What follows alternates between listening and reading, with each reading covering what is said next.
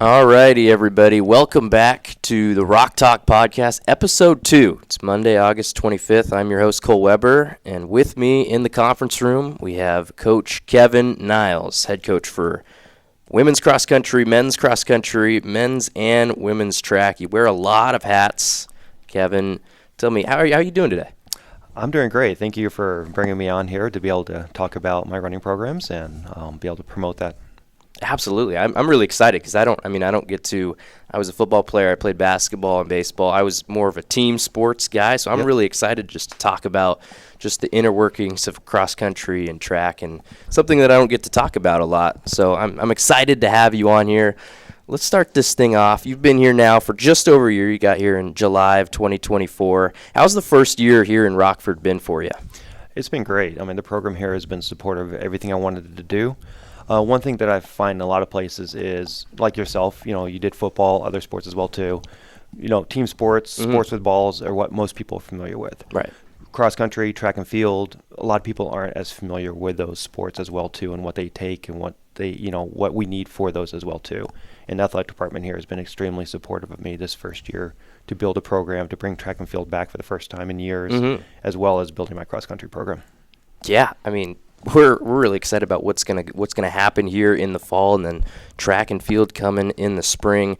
How about tell you a little bit about your journey to get here? I mean, you spent 2 years at Edgewood here in the NAC as an assistant for cross country and track and field. Had some success there. A couple all NAC honorees in your years there. 2022 NAC Women's Cross Country Athlete of the Year while you were there at Edgewood. Tell me about your journey that got you to be a head coach. Yeah, well, I mean, we can go way, way, way back. When I was 7 or 8, my dad was a big runner, and so he got me into running just because I was up watching Saturday morning cartoons. Yes, I'm that old where you guys can get up Saturday morning to watch Saturday morning cartoons. Yep. There was no Nickelodeon or that Disney and all that kind of stuff yet. But he was like, I was like, hey, can I go? He was going off to a race. He's like, sure, and I did my first 5K. I was hooked. And he was a big marathon runner, ran all the time. So I just was fed right into that, learned the passion of it. The community of distance runners is just so friendly. It doesn't matter what generation you are. They're just very, very friendly people. So it's just a great community. Got involved in very early, ran in high school, ran in college. And then ever since then, I've always been involved with different programs wherever I've lived, helping out, volunteering at first, and then eventually hired. We're working with high school, middle school, and private coaching as well. Did that for many, many years. During COVID, I had a business and went under. And someone said, hey, why don't you get into coaching full time? I was like, well, how do you do that? And they said, well, college. And I'm like, okay. Edgewood hired me on as an assistant coach. And I just fell in love with the collegiate coaching, getting to work with them almost year round, developing them. These are all people that want to do it, want to just get better and compete at a collegiate level. Just a different level of high school where you have just a whole bunch of people, a mixture of people that really don't want to be there, right, as well as people that are more dedicated as well too. But then you have short seasons, and you're restricted in Wisconsin with the short seasons working with them, so you can't work with them outside those seasons. But college, it's wide open for that aspect of it. No, that's the great thing about coaching college sports is moving up from high school. I mean, high school, just like you said, there's a difference in dedication between everybody, difference in skill level. But when you get to college, especially here at the D3 level, you know that everybody you've got on the program is locked in because they have to want to be there, right? Definitely, yes. Yes. Yeah, and that being said, too, it's like I'll take on runners that are more developed and also less developed, and I have no problem. Anyone that's focused and dedicated on wanting to get better, I will work with them to get them better year over year. So you went to Southeastern Oklahoma State University, correct? A few years ago, yes. Yes, a few years ago. And how does it feel being the second most famous person ever come out of Southeast Oklahoma State? Second is Dennis Rodman. Dennis Rodman. I was about to say. I also had Reba McEntire. I don't know if I can put myself above her or not. Reba was there too. Yeah, that I exactly. didn't know. Yeah. Just new information. Yeah. Once I saw that you went there, Dennis Rodman popped into my mind. And yeah, no, he actually, I don't know if he still does or not too. I graduated 25 years ago. But he would come down there and hang out and stuff, not on campus, but off campus at different places. Yeah. And I got to have a couple times to hang out with him. That was really? How was that? He's just the nicest guy. I mean, obviously he has this wild, crazy persona. Yeah. And he is a little wild and crazy. Right.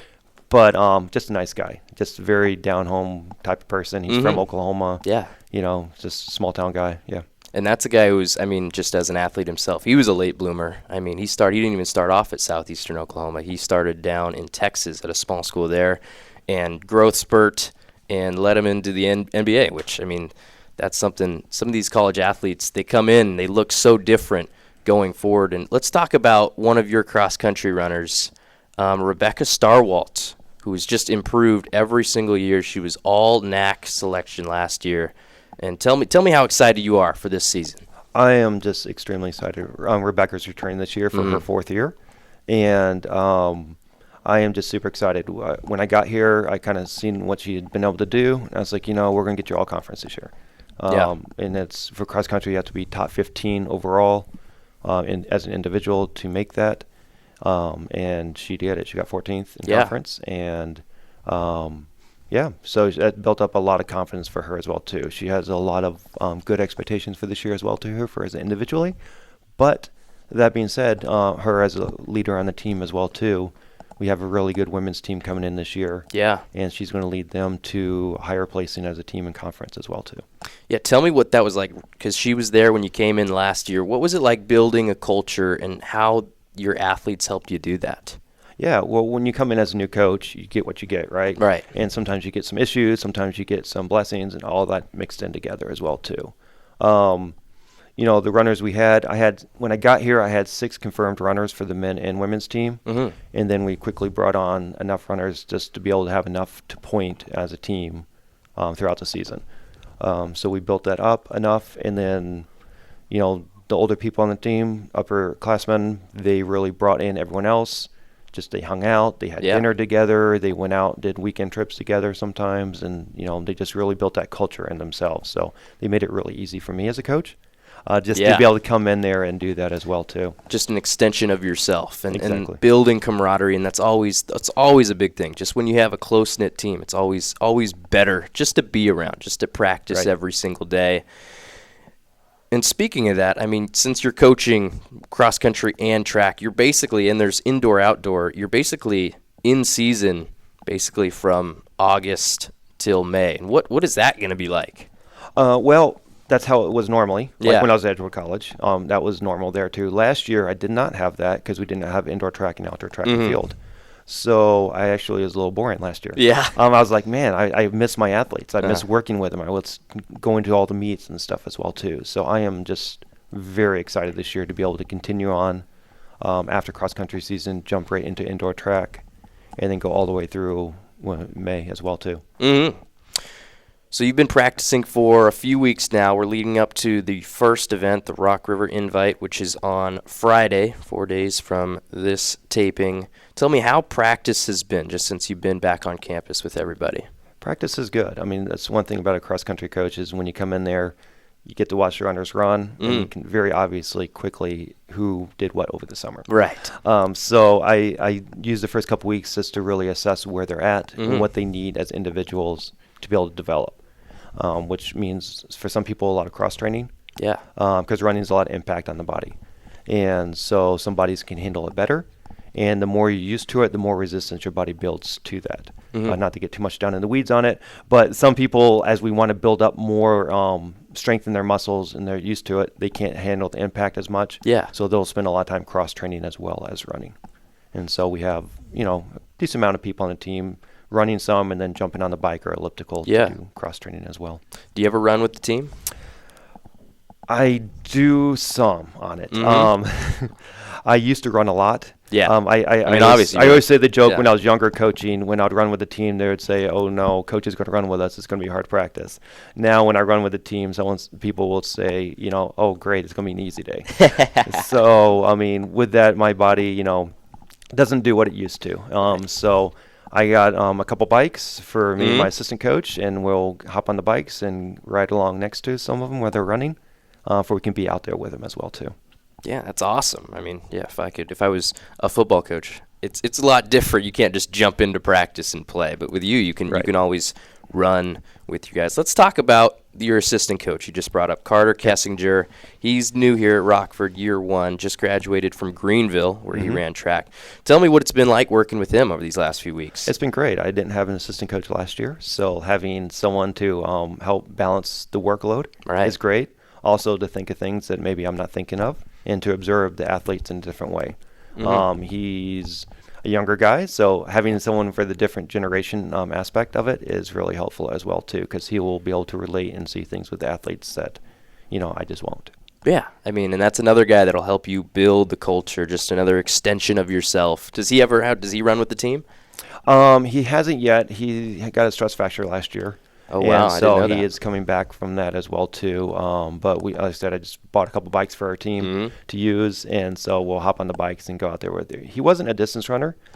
He was 400 hurdles was his main event, and he also did some other sprint stuff as well, too. So he'll do a lot with developing our track sprint teams and hurdle teams as well. Yeah, and that'll be big just because there's going to be way more athletes on a track team than there are across country, and you're going to need just somebody else to be there and help you corral everybody. And year over year we'll build our coaching staff to meet the numbers that we have as well too. So tell me, who else are you excited about coming in? We talked about Rebecca, and we've got a few freshmen coming in. There's on the roster right now 7 women, 8 women, 7 men, excuse me. That's up from 5 and 7 respectively last year. Who else are you excited about coming in? Yeah, well, we started talking about the women, so we'll talk about the women a little bit more here before we jump over to the guys.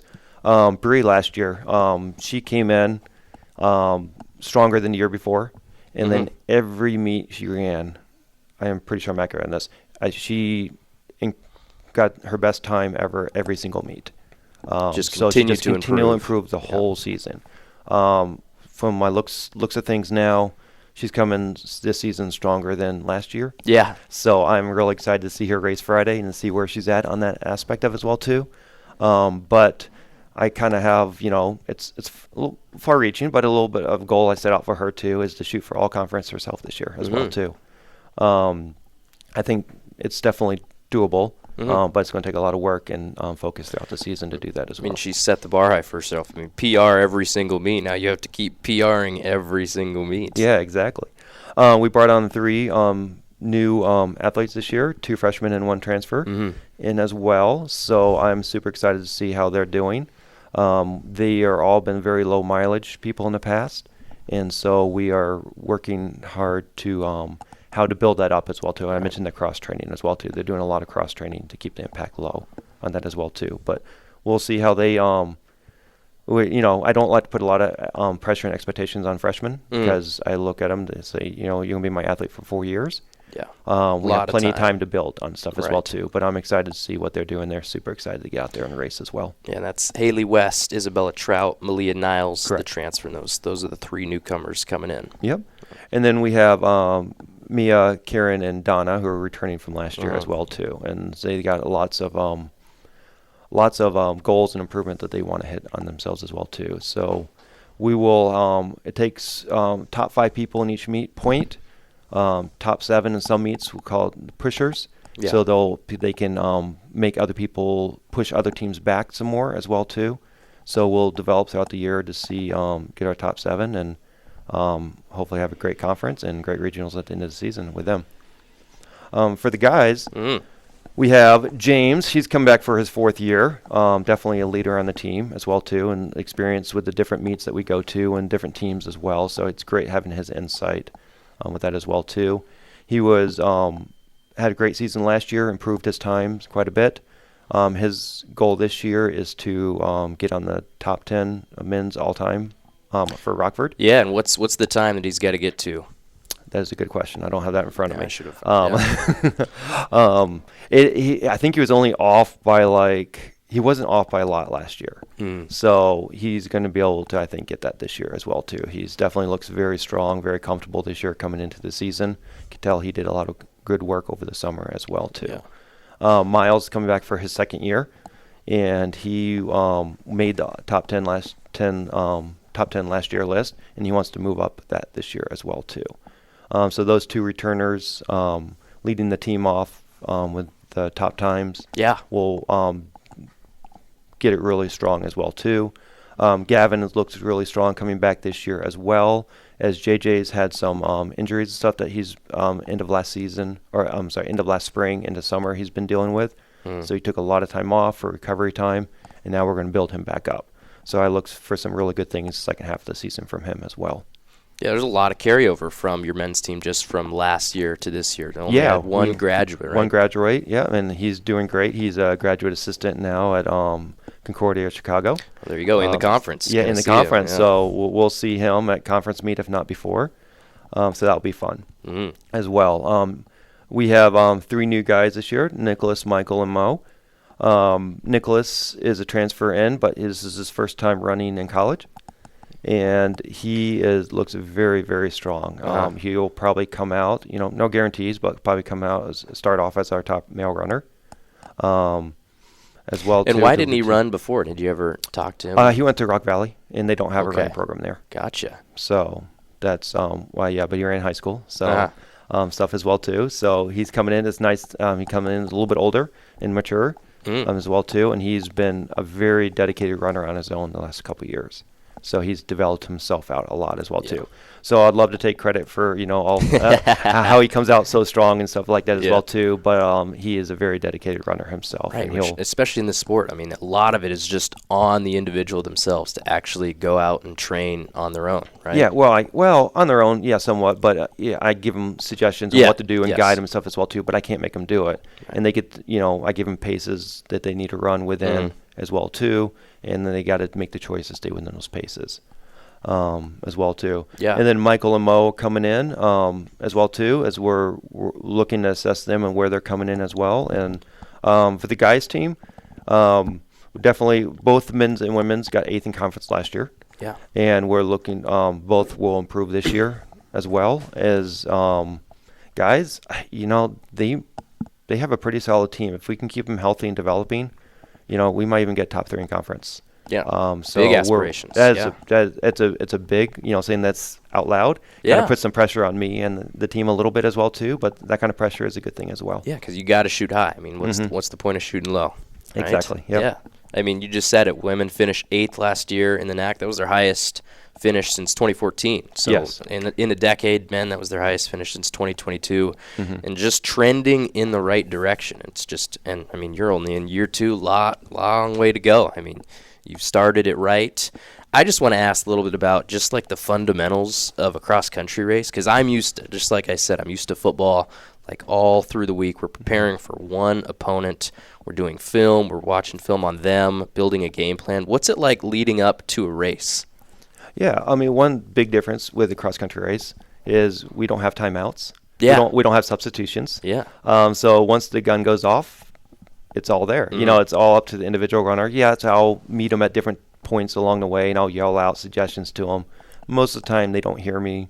Or they're focused. Or something I yell, they can't, adjust or whatever as well too. Sometimes it can. So I still do it, and it makes me feel better as a coach. Right. That, like, I'm actually doing something during the event. Exactly. Yeah. But a lot of our work with cross country is in the runs and to build up a base. So doing more drills, like in football, like you mess up and they back on the line, do it again.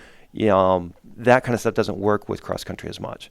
We have to just build the endurance and the speed in different aspects of things. So I have an 80-20 model that I use. Yeah. 20% of your runs need to be hard, 80% of your running needs to be easy, and nothing in the middle. Okay. And what's the difference between, say, a hard, like specifically what's a hard run and then what's an easy run? Yeah. So for example, Tuesday we're going to be doing some hill work. Okay. And so we'll do Rice. Do a nice I haven't heard that name in a while. But yeah, we'll do a good warm up. There's a nice hill in the neighborhood behind us, and we'll do repeats on the hill where they run hard up.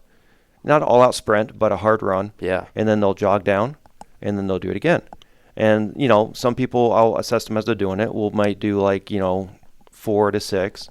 Some people will do 10 to 12 of them as well too. And that just builds up the speed and the resistance on the hills as well too.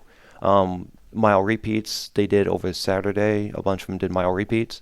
So you run a mile hard, you take a little break, you run another mile hard, take a break, and so on and keep going. Those are the hard workouts. Right. Today, easy run. It's a long run. And they'll keep it really what I say conversational pace. So basically, if you're running next to somebody, you two can have a conversation while you're running. If you can't, then you're running too fast. Okay. Yeah, breathing hard. Yeah, I know exactly what you mean. So it's a very, very light run. I understand that. So then what about like day before, say Thursday this week? Is that going to be a hard workout or is that going to be an easy one? No. It'll be an easy run as well too. It's the shakeout is to get your legs ready. Just make sure the body can move and is ready to go. Exactly. And we'll do strides. We add that too. So they're like, I don't know, between 70, 100 meters, strides, where you start off and you just progressively get faster and faster as you go on them. We'll do 4 to 8 of those per person to kind of get those legs used to turning. Yeah. So then like a strategy during a race? Is it specific? Do you specify it for each individual? Like tell me a little bit of like what a strategy would be for just like coming up on this Friday. Yeah. Sure. Most people want to run faster than they've ever run before. Right. They also want to beat other people on there. Yes. And there's something about a gun going off that just triggers something in the mind that just like I've got to go. You got to go, and you got to go hard and fast, right? Mm-hmm. So I try to fight against that. It's like go out reserved. Obviously, you normally go out a little harder than your normal pace is. But most people go way too hard in cross country, out way too fast. And then they're just slowly dying. Yeah. So I try to say, go out reserve, get in 400-600 meters into the race, and then find your pace, find your stride, and then just start looking for where you need to be position-wise. I tell them after you hit about a mile, sometimes a little less, 80-90% of the people in front of you are slowing down because they went out too fast. It's very hard to coach people to get people to convince them to not go out too fast. So you just in the mindset is like, 80-90% of people in front of me are slowing down. Mm-hmm. If I just maintain my pace, I am going to be catching people as well too. If I can pick it up, it's just going to be better and better. So I like to, throughout practices, coaches as well too, is progressively running faster throughout the run. Even on easy runs, start on the slower side of the easy and slowly, get faster. And, your fastest is still easy, but it's just triggering where you drop it a little bit each mile as you go. And on harder runs, I say, on the hill workout on Tuesday, I say, take the first one easier, because I don't want you to go all out because you got a bunch of these. And then you train yourself to go slower each time, just hanging on. We're going to go do one, kind of get the feel for what the hill feels like. And then you will gradually push harder and harder as you go. It trains the mind and body to do that in a race as well. Yeah, I mean it's just different. My mindset, just thinking about it, it's just so different thinking about an individual sport like that and a team sport. So tell me a little bit about like scouting. Like, do you look into other teams' times, and is there any sort of just preparation for like who you're going to run against? Or is it more against like the terrain? Early in the season, it doesn't matter as much. Yeah. It's just the individual getting out there. I call it shaking out the cobwebs. Just getting your body used to racing. First time you race, you're breathing so hard, your lungs aren't used to sucking in so much air in a short period of time. So there's an adjustment to that as well too. I'm kind of a running nerd, so yes, I will look at the other teams and the other runners and kind of spend time digging into it because I just like doing it. Yeah. Is there a huge benefit to it? Probably not as much, but I like doing that as well too. So yes, after this first week, I'll look at the other teams in our conference and what they're doing, stuff as well too. Come week, or after our third meet that week, I actually get some accurate data from other teams as well too, with what we're going to be coming against. Yeah. Couple of our guys and gals, they would like to go to nationals. Yeah. So I'll look at our regionals and kind of see where they need to do and what they need to do to be able to do that as well too. And that's a very hard reach for them to get to. And is that a time? Do you have to get a certain time, or is it a top? How do you get, like, what would be reaching nationals? Yeah. So for cross country, you can go as a team. Yeah. And that's a national select. Similar like football, for example, because most people understand football rankings. They'll see the top 20, top 25, or whatever ranking come out every week for football. They do the same thing with cross country teams. So there's a national board, and they rank the teams stuff as well too. So you can go as a team, or you can go as the top 7 individual runners at the regional meet.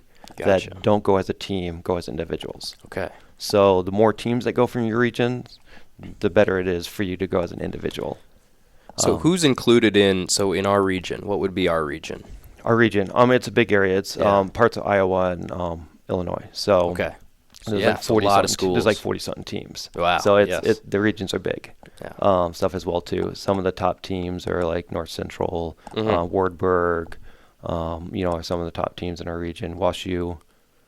So those are some really good running programs that are in our stuff. They go nationally as a team most years for the men and women. And so top 7 individual times of this region would make it to nationals. Yeah, so last year I believe it was 6 teams on the men's side made it to nationals. So that left a lot of placing open for individuals to go as well too. I think there's only 2 women's team last year, so it was very tough last year to make it as an individual. Yeah. For example, I think I looked at it. It was, most people won't understand this, but for our region and the North region, you had to run about 30 seconds faster in our region for a woman to qualify for nationals compared to the one in the North, just because more teams in the North made it. Wow. For men, it was like flip. You didn't have to run as fast here to make it as an individual as the North region. The North region is Wisconsin and Minnesota. Gotcha. And so is how many regions are there throughout the U.S.? Is it bigger areas as you go west, just because there's more states? Yeah, they cover more ground Yeah. because there's less population. I mean, East Coast, up and down the East Coast is the biggest population, so they'll have that as well too. And then honestly, I don't even know exactly how many regions there are. Yeah. In our region as well. How many regions there are because I don't have a team that's competing at a national level as a team. Yeah. Exactly. So I haven't really dug down into the weeds and all that stuff like that, how to maneuver our team to get recognized in that aspect of it as well too.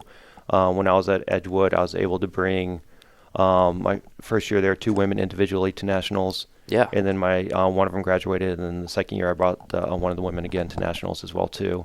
So that's a really fun experience to do that as well too. And my goal is to get people to that level, individually qualifying for nationals, and then a team eventually as well too. And where was that race at, that national race? The first one was actually in Lansing, Michigan State. Okay. Now Michigan State's D1, we're D3, but on their chorus, they hosted a D3 national meet. And first year I went. What was that like? Was that pandemonium? It's just a fun experience. Uh-huh. I mean, just the aura. Funny thing about that one is they actually had to plow the course the morning of it. Really? They got a lot of snow in the 2 days before that. Okay. So that, seeing some teams from Georgia and Florida there too, it's funny watching that too. But the flip side of this too is I got to take my top woman last year at Edgewood to nationals for track and field. She qualified in the 10,000 meter, and that was down in Myrtle Beach, South Carolina, and it was hot and humid. And she's from Wisconsin, and she hadn't trained in any of that type of weather as well too. But if the training, the weather doesn't have as much of a factor if the training is good training. Good training, yes. Yeah, that's what I was going to ask next. Is like just the impact of the weather, and you just answered that question. It's mental. It's mental. If you're mentally tough, it's less of an impact. Obviously, weather will impact everybody some. But that's everybody. It will impact some. I mean, because we couldn't find a hot day for her to train at all. Right. I mean, we looked for a hot day to do a hard workout and just didn't get hot that spring. Yeah. There up in Wisconsin, and so we did. We just couldn't do it. But she was strong physically and mentally, and when we got down there, she got 4th overall, All-American. Beat out people that she hadn't beat ever her whole college career in racing. So because of her mental and physical toughness, she did great. Stuff as well too. So, obviously adapting to weather and conditions is important if you can, but if you don't let it affect you mentally, if your training's good, you physically can overcome it. Yeah. I mean, so much of this sport is mental. You're just by yourself for however long running that 5K. Tell me a little bit of what's that like. I mean, it's just you and the course, and there's a blur of people around you. What's it like just running? Yeah. Well, first race is going to be 5K, normally a little shorter, and then we'll jump into the typical women run 6K and men run 8Ks as well too. But when you're out there, you can trip yourself out mentally. Right. You can have something not go right and it just gets in your head and messes up your plan. Ideally you focus on the people that are in front of you and closing that gap, or if you're struggling, using you can run in little packs And then you use other people's strides to help carry you along as well too. So that's ideal if you can get into a little pack that pushes you out of your comfort zone a little bit. You can just use them to hang on as well too. If you can tuck in behind somebody, it's ideal. If you've ever watched like a track meet or something like that, an Olympics, something like that too, you'll see the people pack in behind each other too, and typically drafting behind the wing. Right, and a lot of times the person who's leading most of it, it gets stuck in that position, and they end up not winning. Yeah. So people pass them at the end because the person in the front does most of the work. Right. Same thing with race car driving. The people tuck in behind. And that's probably more to do with wind and stuff like that too. We don't run that fast in distance. Right. The track is the matter, but yeah, it's that let the person in the front do all the work. And so back when you were running, what was like while you were racing? What was in your mind? Say like just in the middle stretch of that race when you're halfway through, like what are you thinking about? I mean, on good races, I'm thinking about conquering something that's in front of me or seeing a hill and just just want to conquer the hill. Yeah. Stuff as well too. Is it little? Is it just I'm getting to this next tree, or is it? Yes. Yeah. I like to break it down where I can see a tree or I can see a person and focus on that as well too. Because just say you're running an 8K and you're 2 miles in and you're winded. Right. You have about 3 miles left. Yeah. I mean, that is that's a lot to swallow in one bite, stuff. So you kind of break it down. Yeah, little victories. Right. So it's like, oh, there's no way I can maintain this pace for 3 more miles. And that might be true, right? But if you say that, then you're going to start slowing down then. It's like, you know what? I'm going to do 1 more mile at this pace, and then I can die. And then I can, then at that point, then I'm going to do another half mile at this pace, and then I can die. You do it in smaller bites increments to get it across, because it always goes by quick when you're done, when you look back at it, but boy, it can last forever when you're out there, especially if it's not going well. Right.